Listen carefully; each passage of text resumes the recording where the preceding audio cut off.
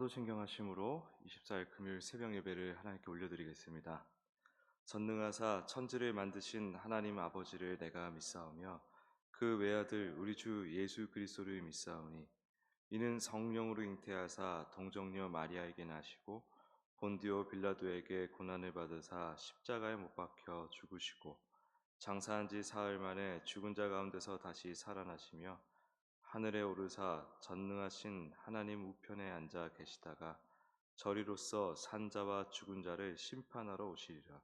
성령을 믿사오며 거룩한 공회와 성도가 서로 교통하는 것과 죄를 사하여 주시는 것과 몸이 다시 사는 것과 영원히 사는 것을 믿사옵나이다.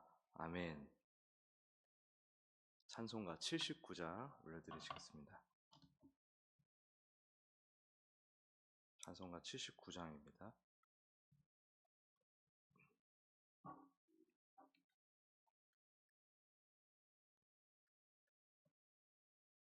주 하나님 지으신 모든 세계 내 마음 속에 그리어 볼 때 하늘의 별 울려 퍼지는 내성 주님의 권능 우주에 찾네. 주님의 높고 위대하심을 내 영혼이 찬양하네. 주님의 높고 위대하심을 내 영혼이 찬양하네. 숲속이나 험한 산 골짜기에서 지저귀는 저 새소리들과 고요하게 흐르는 시냇물은 주님의 솜씨 노래하도다. 주님의 높고 위대하심을 내 영혼이 찬양하네. 주님의 높고 위대하심을 내 영혼이 찬양하네. 주 하나님 독생자 아낌없이 우리를 위해 보내주셨네. 십자가에 피 흘려 죽으신 주 내 모든 죄를 대속하셨네. 주님의 높고 위대하심을 내 영혼이 찬양하네. 주님의 높고 위대하심을 내 영혼이 찬양하네. 내 주 예수 세상에 다시 올 때 저 천국으로 날 인도하리. 나 겸손히 엎드려 경배하며 영원히 주를 찬양하리라. 주님의 높고 위대하심을 내 영혼이 찬양하네. 주님의 높고 위대하심을 내 영혼이 찬양하네. 아멘. 우리 지금 합심하여 통성으로 기도하겠습니다. 공동의 재직회를 주님의 은혜로 잘 마쳤습니다. 앞으로 우리 교회가 더 부흥하여서 예산이 더 풍성해지고 주님의 일을 하는데 부족함이 없도록 해달라고 같이 기도하기 원합니다. 그리고 주일에 새가족 환영회가 있습니다. 24년도 후반기 새가족들이 교회에 잘 적응을 하고 주님과 함께하는 기쁨, 주님을 더 깊이 알아가는 기쁨, 또 성도 간에 함께하는 즐거움을 풍성히 누릴 수 있도록 기도해 주시기 바랍니다. 그리고 나라를 위해서 또 교회를 위해서 모든 것이 정상화되고 무질서에서 질서로 다 회복되는 은혜가 있게 하여 주시옵소서. 우리 주여 한번 부르짖고 기도드리겠습니다. 주여, 주여 인도하여 주시고 함께 하시니 감사합니다. 우리를 이 자리에 모아주시고 하나님의 놀라우신 은혜를 다시 한번 또 생각하게 하시니 감사합니다.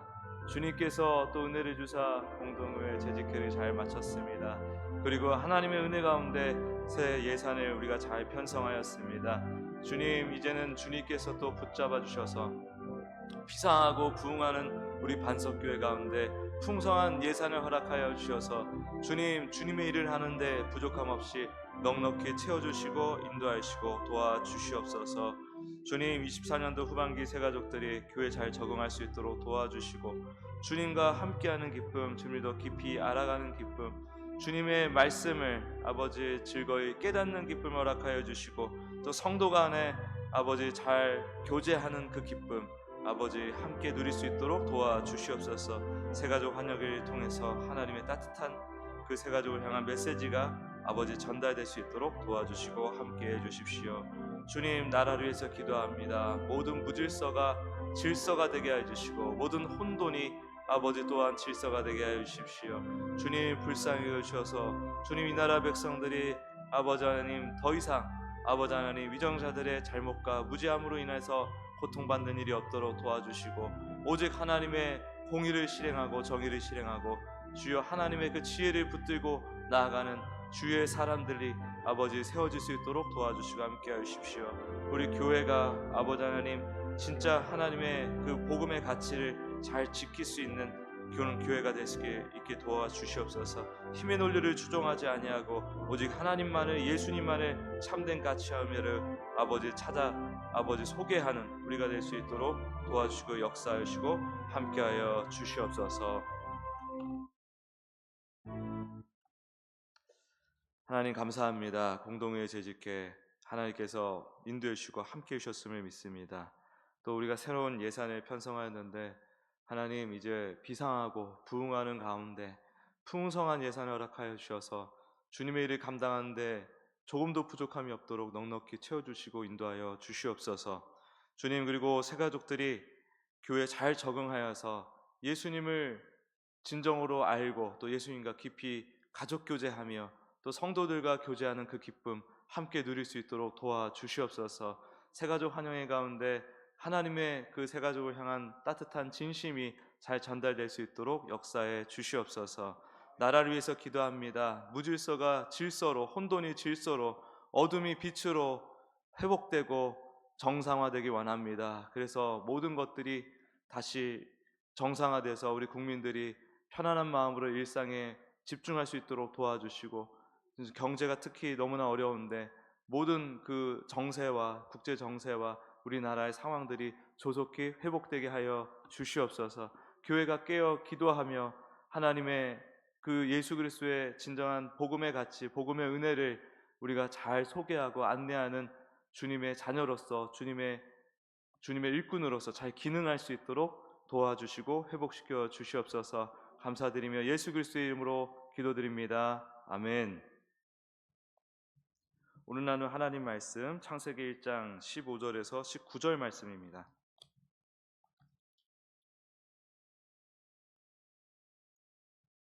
창세기 1장 15절에서 19절 말씀.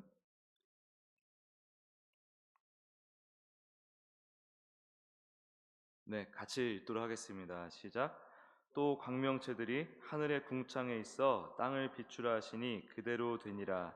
하나님이 두 큰 광명체를 만드사 큰 광명체로 낮을 주관하게 하시고 작은 광명체로 밤을 주관하게 하시며 또 별들을 만드시고 하나님이 그것들을 하늘의 궁창에 두어 땅을 비추게 하시며 낮과 밤을 주관하게 하시고 빛과 어둠을 나뉘게 하시니 하나님이 보시기에 좋았더라.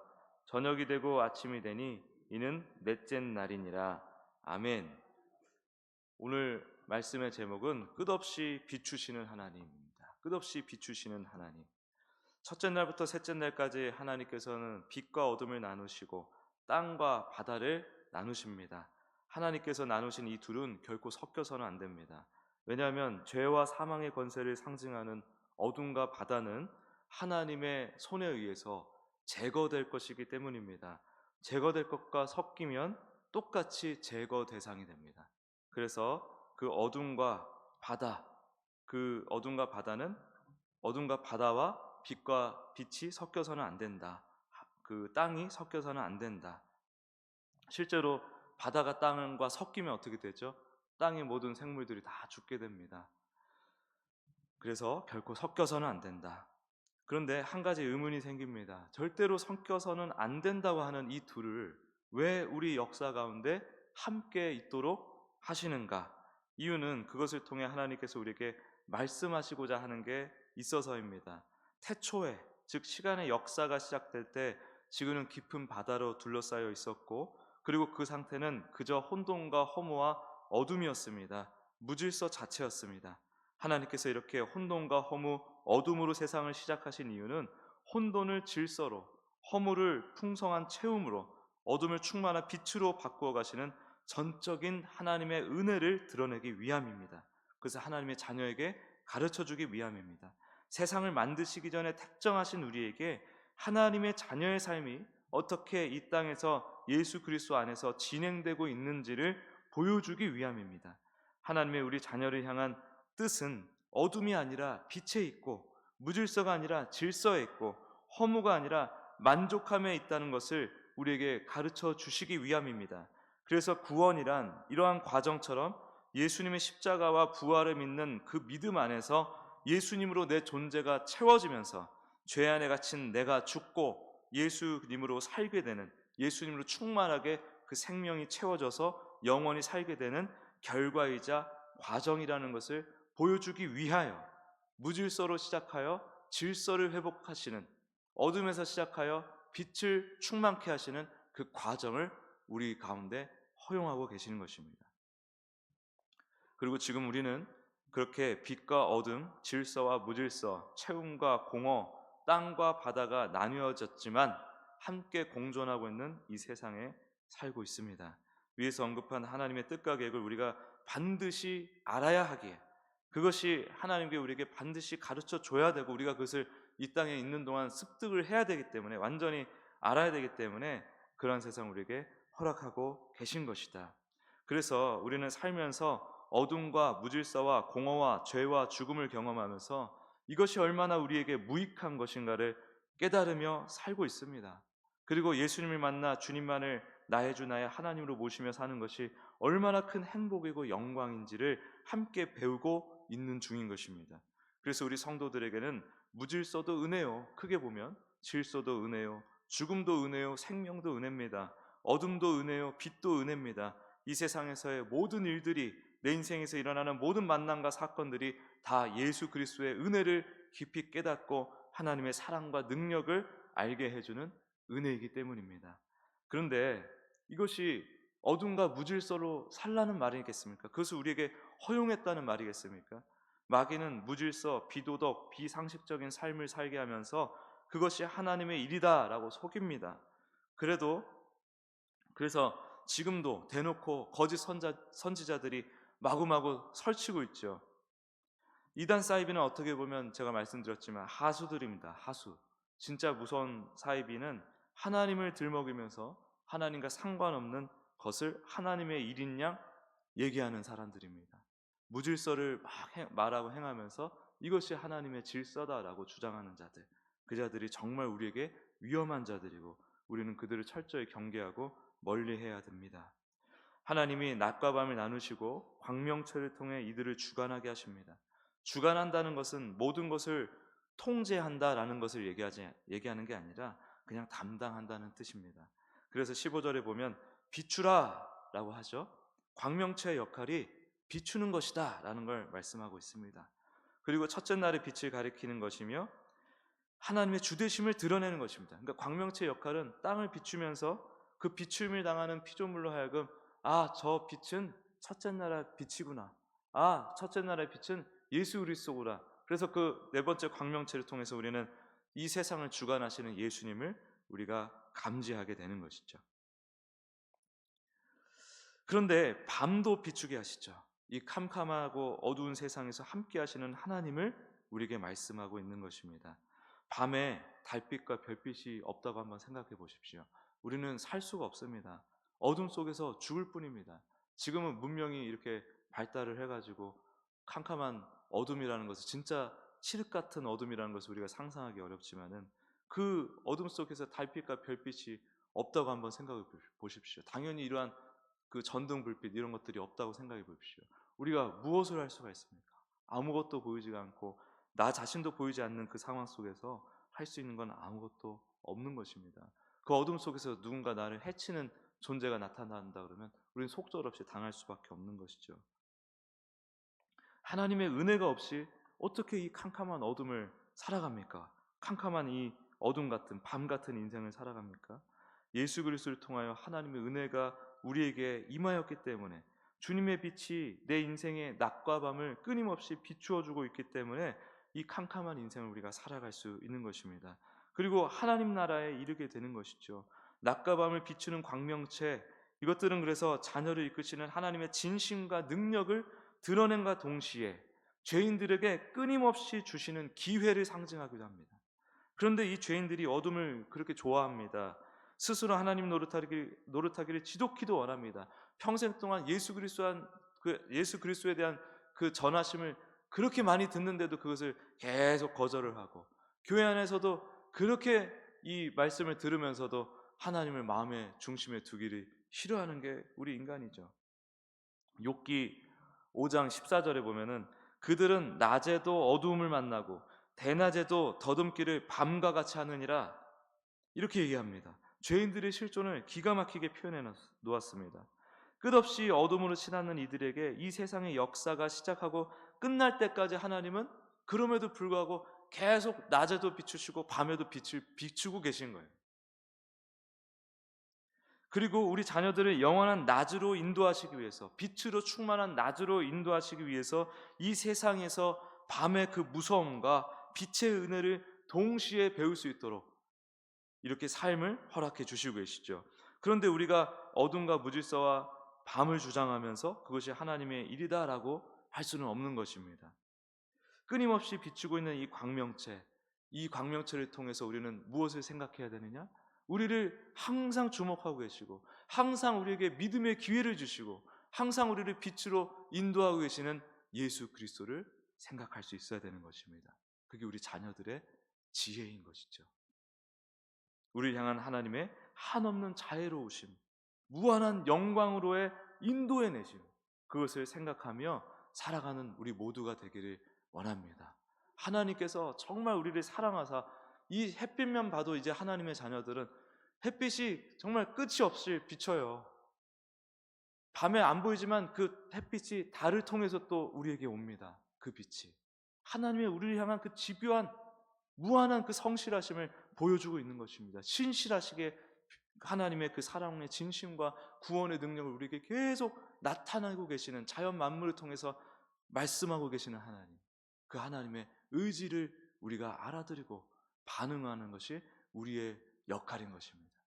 그래서 오늘도 그 이 자연 만물 끊임없이 우리를 비추고 계신 그 빛을 바라보면서 예수 그리스도를 온전히 생각하며 우리를 향한 그 하나님의 놀라운 사랑을 체감하고 누리는 복된 하루 살아내시길 예수 그리스도의 이름으로 축복합니다. 기도하겠습니다.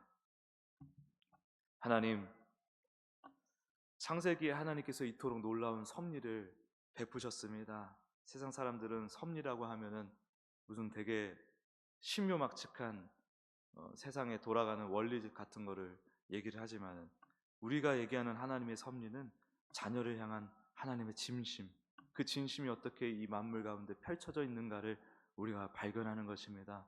주님, 우리가 주님의 그 우리를 향한 마음을 더 깊이 깨닫길 원하는데 우리가 지혜가 없어서 우리가 여전히 그 죄 가운데 영향을 받으니 이 자연 만물을 통해서 끊임없이 말씀하시는 주님이신데도 불구하고 그 만물을 보고도 아무런 감흥이 없고, 또 이 일상의 우리 삶 가운데 주께서 허용하시는 이 일상을 누리면서도 하나님을 생각하지 못하고 사는 때가 얼마나 많습니까? 그러나 하나님의 자녀가 가지게 될 지혜, 누리게 될 그 풍성한 은혜의 삶이라는 것은 이 자연 만물과 나를 끊임없이 비추시는 그 햇빛과 달빛과 별빛을 통하여서, 또 우리 일상 가운데 허용하시는 모든 만남과 사건을 통하여서 주님을 깊이 생각하고 깨닫고 만나 누리는 것임을 깨닫게 하여 주시옵소서. 그래서 우리 모든 반석교회 성도님들이 모든 것을 통하여 하나님과 교제하고 모든 것을 통하여 하나님의 그 은혜를 충만히 마음속 깊이 누리는 은혜를 누릴 수 있도록 역사하여 주시옵소서. 감사드리며 예수 그리스도의 이름으로 기도드립니다. 아멘.